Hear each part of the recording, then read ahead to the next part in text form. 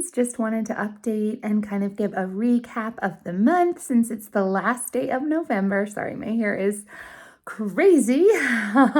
Last day of November. It was a good month. There were some days, there were some times that really were very difficult and where I did slip up, but that apology is a really important thing. So it went well, and I just wanted to talk about some things that I've learned through the process. I know I did this at about the middle of the month, and now it's the end. So I think one of the things that's so interesting, yesterday was a very difficult day. And before that, it was almost as if God was preparing my heart for it, in talking to a dear friend who was just saying, parenting is just so humbling. And I said, yes, I agree 100%. And just, the struggle of not connecting your identity to your children's behavior is a huge struggle of mine. I just want my kids to do the right thing all the time. And they don't always do the right thing all the time because they're human. And that doesn't reflect on me as a human, that we're our own people. You know what I mean? So that has been a big thing. And then another thing that we also touched on was just like not catastrophizing, not going down the line and thinking, oh, this is going to be terrible forever. Realizing that there are seasons, and that the longer I've been a parent, the more I've become convinced of the fact that we are not in control. A lot of my control was taken when the twins were born. A lot of things were out of my control. A lot of things were out of my hands. In fact, we're kind of working through some things now with Asher that I'm finally at the point where I want to be able to decide, and Mike, as a family, Mike and I, to discuss what is happening for therapy. We've always kind of followed what the state has put in place, which is fantastic. All of that, those resources are there for a reason. And the therapists that we've interacted with have been fantastic. But Asher is due to have surgery right at the time where the policy for the school is that he is done. He has to move to a different therapist, and our therapists work through like an outside company, but they're contracted to work for the IU, which is this special unit of schooling in Pennsylvania that deals with any children with special needs. So they're contracted, and it's the same company actually that's contracted out for the schools, like the elementary and middle schools. It's the same company across the board. However, the therapists, dependent on what therapist you get, are either in the one program or the other. There are a couple that do both, but the ones that we have encountered and that Asher has had do not. So this is going to be a long-winded thing. I'm sorry. We understand that his surgery will be right at the end of the time with his therapists. And I don't feel comfortable having somebody that hasn't seen him previously be the one to say, this is how well the surgery is working, because they don't really have a baseline. So, we're going to have to make some different decisions, and it's hard to think about because we love, love, love our therapists. They're fantastic. They work with Asher so well. They are also such an integral part of our family. They are encouragement to me. But anyway, all of this to say, a lot of things, in fact, everything is out of our control. And I think the sooner that we realize that, especially as parents, the more calm we can be. I know that sounds counterintuitive, but we don't have to have it all together. We don't have to have all the answers because we know the one that does. And so that has been a big part of our journey this month. And just trying to remember that in the moment. I think the moment is hard a lot of times with me, with all of the people that are vying for my attention, and kind of my brain's natural response to like that fight or flight, trying to tame that in the moment when everything feels chaotic and necessary, and taking a step back and saying, what do I need to deal with right now? And what can wait? And give everybody a chance to cool down before we go into it. So, anyway, all of that to say, I am learning a lot, and I think I'm still going to be on this journey. It's not something that's finished at the end of November, and I'd love to hear what any of you have learned through this process. I know I had a couple of friends contact me in the middle of it saying, we really want to try this too. So I would love to hear how things have gone for you. And we're actually going to switch gears. This is one of my favorite times of year. I am trying to think about our season of life, but I love, love, love doing Christmas activities. So we call them adventures. Instead of like the chocolate advent calendar, I have a special advent calendar that has little boxes, and I've been doing this for a long time. I said 10 years. I am remembering now that I had seen it on Pinterest. I was so into Pinterest when the older ones, the oldest, who is now 15, were like little bitty, probably under 4. I love to look at the different ideas because they have so many ideas for young children. So I went on it, and I had seen this idea to have like bags for each day or something special for each day. So I went out and I got gift bags.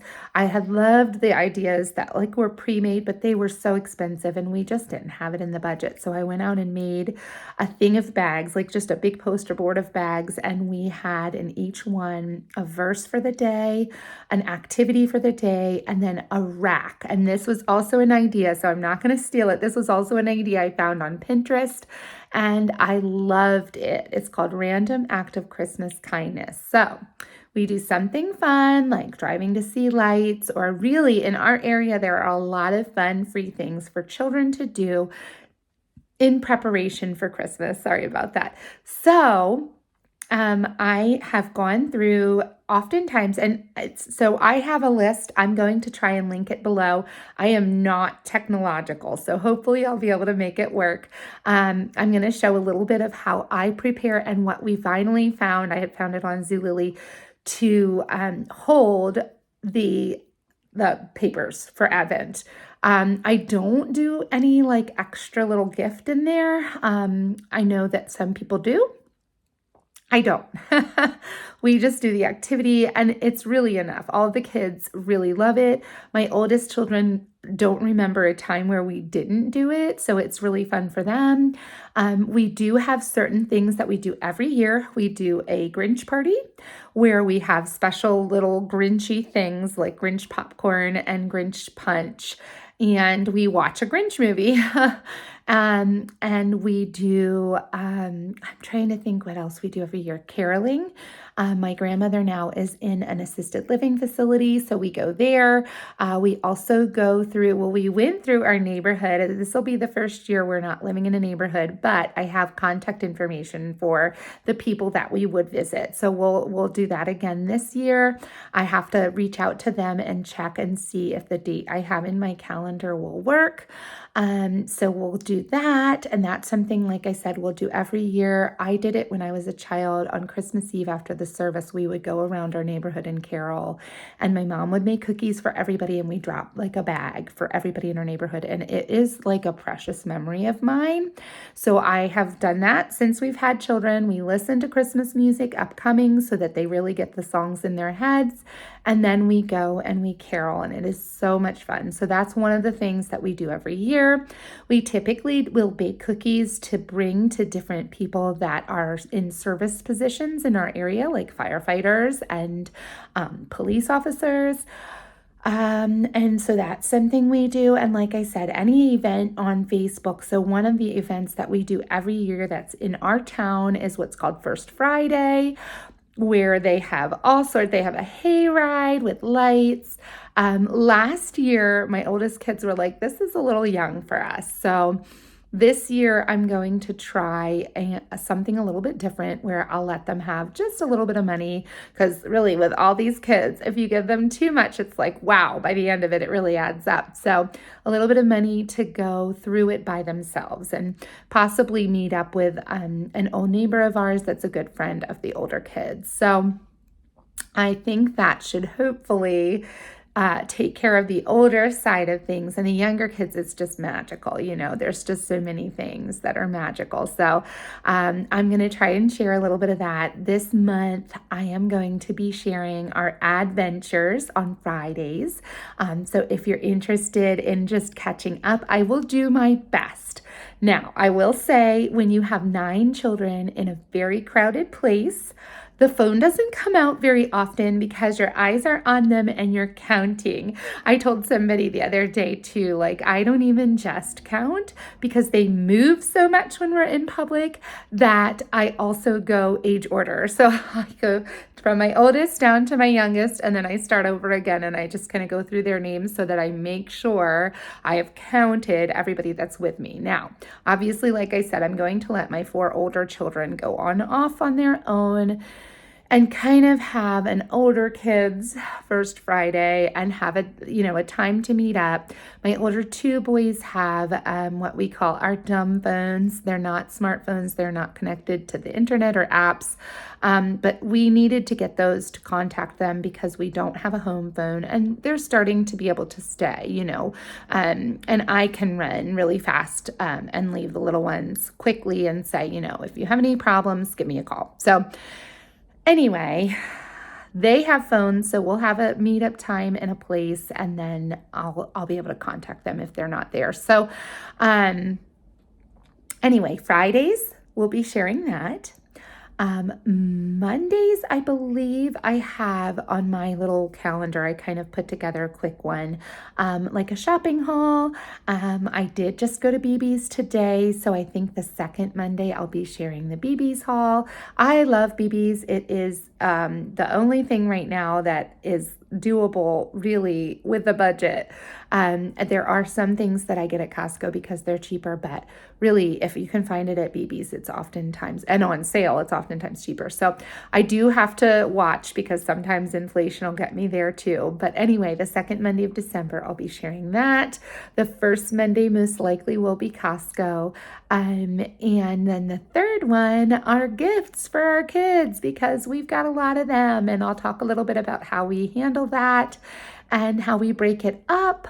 And then on Wednesdays, I did kind of take a break from our letters, but I'm going to kind of go back to it with a little bit of a twist, talking about different holiday activities we'll do for literacy. And I've come up with some fun ones. I'm excited to do them with my little guys.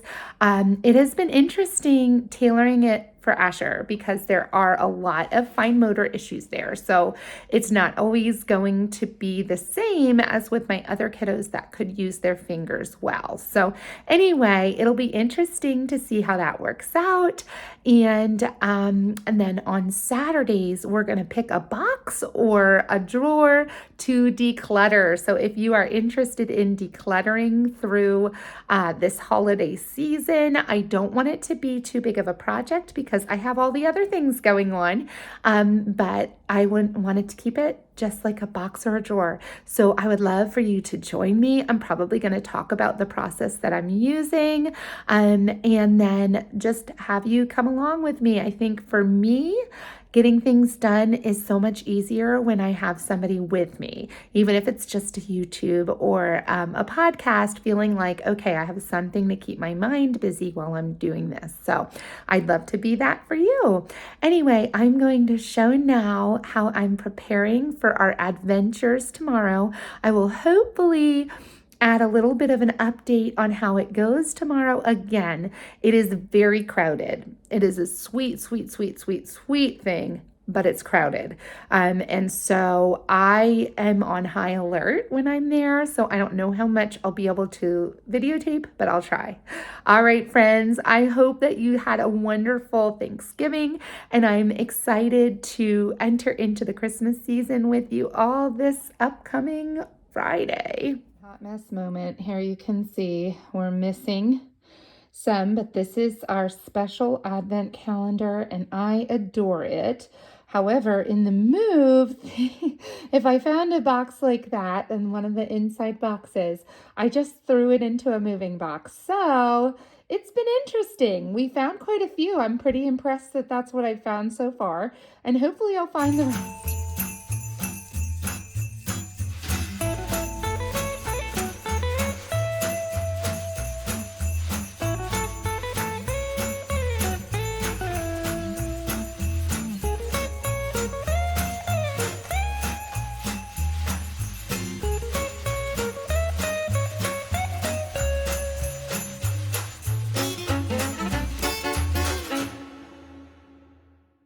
Those verses are my favorite Advent verses. I had found them on Pinterest the first year I did this, and I have not changed them up. I had been saving them, but I think in the process of moving, they fell out of those little boxes. So anyway, I found it again, the site, and I got them, and I just think they are darling.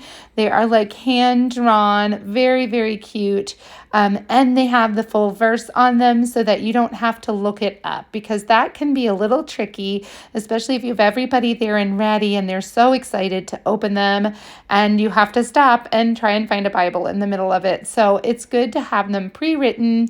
As many things as I can have pre-prepared, I want to have. So here I am loading the verses. The kids get so excited about this. Right now, I'm in the process of trying to figure out where I'm going to keep it on the regular basis, because last year all of the boxes were pulled out so many times and all of the papers everywhere, just kind of spread everywhere. So I would like to have it somewhere where it isn't as accessible to small hands, but I haven't quite figured that one out yet. Again, the definition of insanity is doing the same thing over and over again, expecting different results. So I am not going to be expecting different results this year. I'm going to try and find a solution so that my papers aren't all over the floor and I'm constantly cleaning them up, because that can kind of lead to some frustration.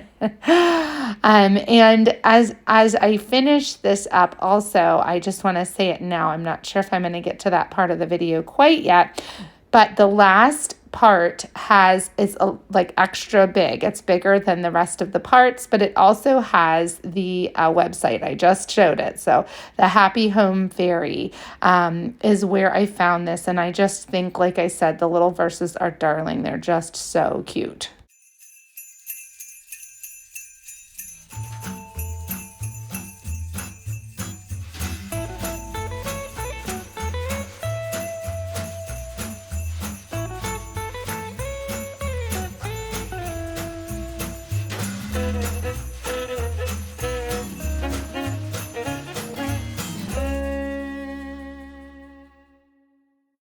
I printed out our calendar this year. Again, I'm going to try and link that below. A lot of this stuff is local, but some of it is not, just like making paper snowflakes, making ornaments. A lot of times I include Christmas movies. This year there were enough activities that I really didn't need to do that, but we most likely will also do that on a lot of the nights. The kids really enjoy certain Christmas movies year after year. So that's a great one that doesn't have to be local to you. You can do that anywhere you are. So anyway, I also like to separate out the colors. So I usually pick one color to be the adventure and one color to be the rack. In this instance, the green is the adventure and the red is the rack.